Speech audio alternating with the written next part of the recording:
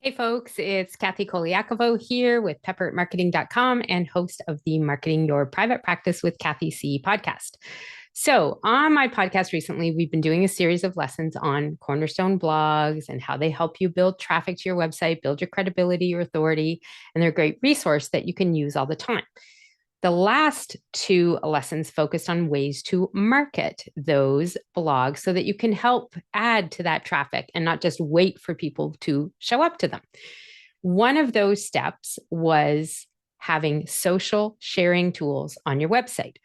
So this is the kind of button that allows you to, or allows visitors to your website to click on the button and share it with people on Facebook or LinkedIn or Twitter, whatever we're going to call that now. It doesn't work with Instagram, but the important thing about the why behind this is you want to make sure, and this is what I mentioned in the episode, that you have definitely optimized each blog post for SEO so that when it does get shared on social media, it's showing something that you want to see, not something that you're not sure is exactly what you want people to see. You do this by making sure you have a good SEO title and a description on there. And for most websites, a feature image as well, or a social image. So I'm going to show you what I would do on my website, which is WordPress. But if you use a Squarespace one or a Wix one, it's going to differ a little bit in there. What you want to look for when you're editing a post in those kinds of websites is you want to look for where it says SEO or social share. So that's a way that you can then go to that spot and do what I'm showing you here on WordPress, but do it on your type of site. So I am going to click up here, share my screen, show you what I'm doing so that you can follow along and apply this to your own business or practice and your own blogs, whether they're regular blogs, by the way, or the Cornerstone ones we've been focusing on. So the idea that you want to look at here is when somebody essentially, the theory behind all of this, or the understanding the foundations, is when somebody takes your link, so this link that I've got highlighted here, and they put it onto their Facebook, and let's say I go to the top of my Facebook and wait for it to pull up because Facebook's decided to have fun with me while I'm doing this. So if I want to go put something on my mind and I want to type something in, blah, blah, blah, whatever it is, or I'll just do this so you can actually see it. Test posting for a lesson on SEO. So I'm going to paste my URL in. Now, with this particular situation, I've manually put the link here, okay? It's pulling up this image and it's pulling up these words here, which is actually the title of this particular blog post. Now, Facebook used to show some of the SEO description, but the key thing that you want to make sure that you know and understand is when somebody hits the share button, whether they copy your link and share it to somebody through a direct message on Facebook or through posting it like I am in my, posting it just to my friends, which is if they hit the share button, that's what's going to happen. So if we do this, we want to make sure that whatever they share makes sense. So I've put my own comment, but the big thing here is what has this pulled up automatically from the link? So you can see what it's pulled up here. That is coming from a pointed place on the SEO on the back end on that post. So I'm going to take you to the back end of my website. Well, I should show you what it looks like here. So here's how it posts up. Test posting the lesson for a lesson on SEO. We've got the image here that shows up, and you can see the title, and you can see a little bit more of the particular words that are coming in here. And I'll be honest, I'm surprised to see these words because I didn't think that's what was going to show. So I definitely want to check out this SEO on here. So going back into my website, this is the blog post. This is kind of the back end on WordPress. And where I want to go down to, and it may differ where you see it on your system, is right here. And I see that my VA may not have done this, or I may have neglected to put it in for them. So this is actually a great one for me to pull up because that's not what I wanted to see here. What's showing here is a standard one, a description that was used and put into the system when the blog was set up. This is something we typically take off of here and put in a pointed description.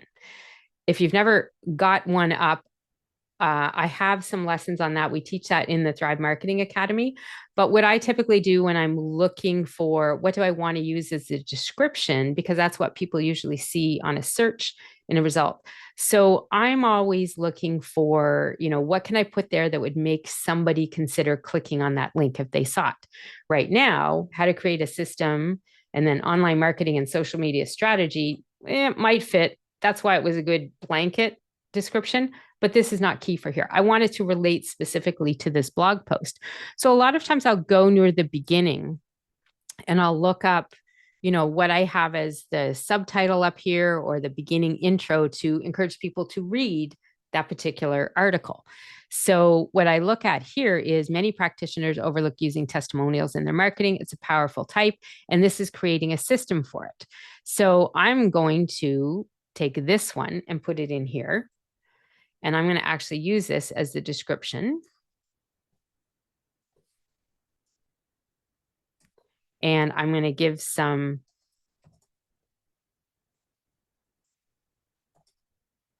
to follow system.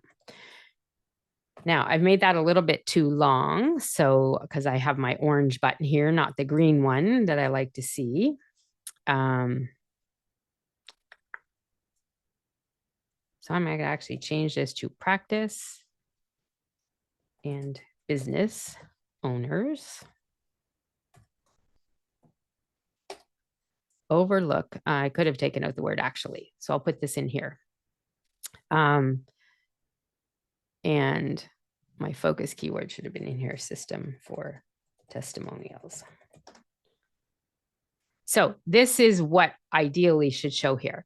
Because I have these longer ones, the SEO title with my episodes in them, they do make it almost always I'm going to get this red line from Yoast saying it's too long, but I'm okay with getting that in some cases because there's not things I want to take out of here. I could, take out the how to and possibly get back to a green. So I might do that as well. How to is actually a very good title.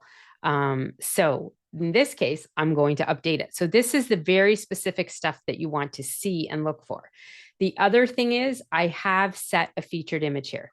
Now, I will tell you that with a lot of website systems, how and what your feature image is going to look like on your website is going to differ in every case.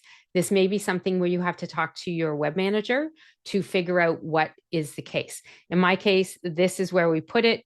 It doesn't show in the actual article, but it does show in my feed when I do these, when somebody comes to the main spot, this is where they're going to see that kind of post. I think this one is back a little bit more. So you'll see it over here. So that's where my feature image shows up. Yours might show in a different place, but the important thing is if you don't pick a feature image, Facebook is actually going to pick an image for you, and it may not be the one like this that you wanted to see. Okay. So for these Cornerstone blog posts, what is critically important is that you make sure that you have a pointed description and a pointed title and a pointed feature image so that when people share things online, you can make sure what they're seeing. Now, Yoast also has a social spot. It is now a feature under their premium.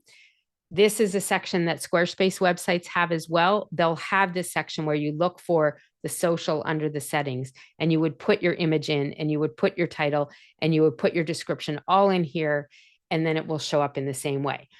You can do that or not, but typically with a WordPress site, if you're just using it in this way and putting it on the title, the description, and the feature image here, it will work for what you need. Now, there's one last thing that I have to tell you because of the error that I found here. Now that I've changed that, if I go to share this again on Facebook, it is not going to change. It is going to still be the same words that were here. So if I go to do it again, lesson number 2, and I put the link there, nothing's changed. I'm going to post it here. It's going to still say the same thing. So when somebody shares that, it's still going to say the same thing there. I think I have a blog somewhere and I'll try to find the link to it where I put this video. But essentially, what you need to do is use what they call Facebook's debug tool.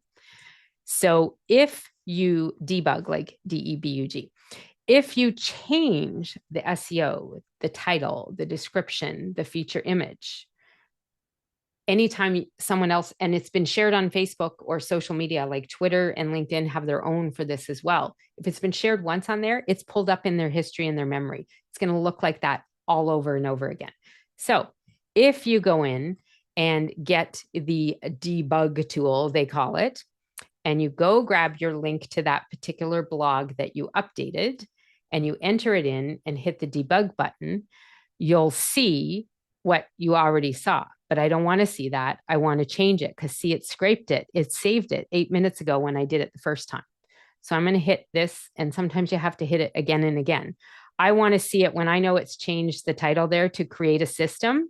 I know it has fixed and it has worked, and it has now grabbed the new content that I put into that description area down here. So if someone were to share it again now, and I'm going to hit refresh on Facebook, and I'm going to just do lesson number 3, this should now show me the new title without the how to in it. Okay, it's totally not even doing this here. Hold on a sec. I'll probably pull it up when I come back here. All right, just a sec. Try that one again. I'm going to close right out. I'm going to open up again, get into Facebook. I don't even want to know whose nose that was there.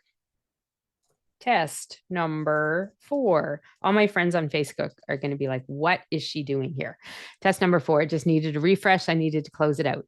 So now you can see it has the create a system. So when I post this here, cross my fingers, the description area is going to now show the new one I put in. Many practice and business owners overlook using testimonials in their marketing. Learn. Now, probably if I'd been good, I would have taken out a dash so you could see learn. But you can see the difference now. It has changed what I did. So in this lesson from episode 97 of my podcast on how you need to optimize those blogs before people start sharing them. And when you have that social sharing tool, so then click the button and share it online, you want to make sure that whatever's going to show up is going to be what you want. So I always say, test it out first, see what it looks like. If you need to make an edit, go through, make an edit like I did here, go through the debugging tool, do a couple tests like this. Like, honestly, if you when I come back here, people are going to see this, and my family and friends are probably going to comment on it and make some sort of comment on it, which is fine. It just gives me a little activity on my Facebook. And so I'm okay with that. I just always tell them I'm test posting a lesson. So that is it. That is what I wanted to show you on how you can make sure that you are taking your blogs, Cornerstone blogs or regular blogs, and putting them into a system. Well, not putting them into a system, making sure that you optimize them following this system of optimizing the title, the description, and the feature image. So when somebody hits that social sharing tool off your website, or if they just click and send the email or the link to the blog to a friend by email or by Facebook or anything, whatever might pop up there is what you want people to see, not something like what we found on my post here, which was not what I wanted to see. And that's it. That's just a quick lesson on optimizing the SEO on your blogs for social sharing of those blogs. And if you have any questions, post a link below wherever you're seeing this video. And if you haven't listened to those 4 lessons on blogging content, be sure to go to marketingyourprivatepractice.com. That's my podcast. You can click in there and listen to those episodes and take me up. I have a challenge happening that I'm doing a free blog review for somebody by video. So if you want to get in on that, definitely visit that website, check out those posts on Cornerstone blogs, and get in and get a free review from me. That's it for today. I will see you later. Have a good one.